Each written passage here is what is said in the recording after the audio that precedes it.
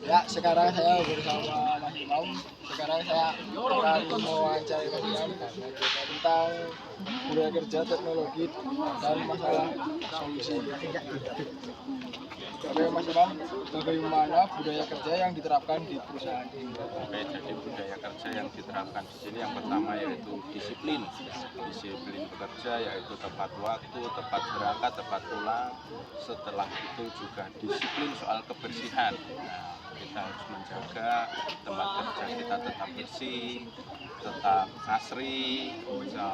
Dan setelah itu ada budaya yaitu ramah. Jadi kita siapapun yang ada telepon kita harus saling sapa, kita harus saling menghormati, kita jaga ketertiban, keamanan di perkebunan rokok. Mungkin itu sedikit gambaran soal budaya kerja yang bisa saya sampaikan, dan masih banyak lagi budaya kerja yang positif yang kita terapkan di perkebunan rokok.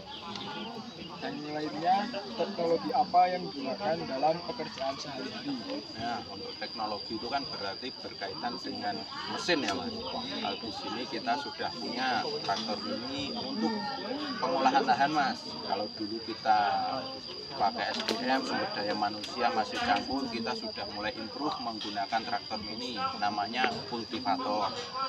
Nah, babat untuk pembersihan bunga kita juga sudah improve, kita sudah menggunakan mesin potong urut. Nah, setelah itu untuk penyemprotan juga sama pengendalian hama menggunakan kimia juga kita sudah menggunakan mesin-mesin.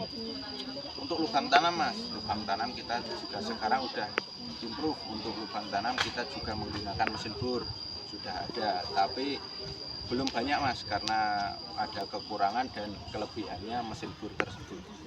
Oke, ada lagi Mas? Mengapa budaya kerja penting di perusahaan ini? Nah, budaya kerja yang sudah saya sebutkan tadi itu penting karena apa?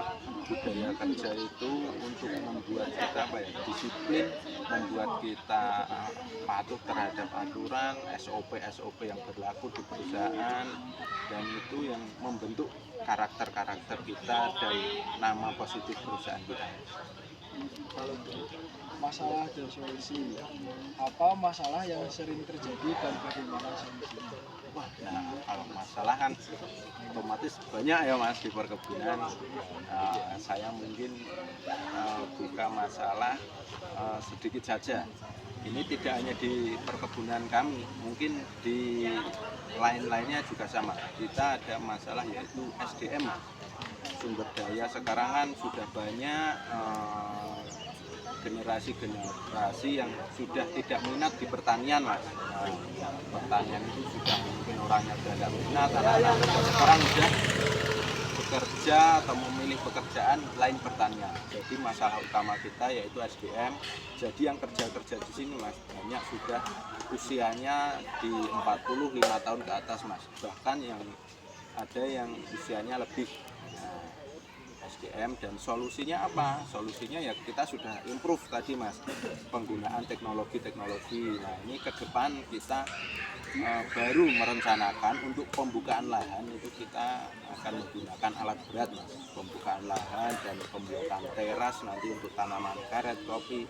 Kita lagi hitung biaya-biayanya dengan alat berat itu kira-kira seimbang atau lebih tinggi sedikit dengan tenaga manusia. Itu solusi untuk masalah SDM. Sedikit saja yang saya sebut masalahnya. Sekarang masa depan Mas, Ya, bagaimana rencana perkembangan perusahaan ke depan? wah itu kalau kita kan tetap merencanakan pasti yang baik-baik ya Mas.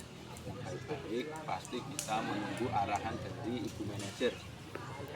Kalau rencana ya pasti kita memenuhi SOP, kita harus memenuhi target-target yang diberikan untuk perusahaan harus kita terpenuhi, dan harapannya ya di masa depan perkebunan kami, perusahaan kami bisa bermanfaat bagi warga sekitar Mas.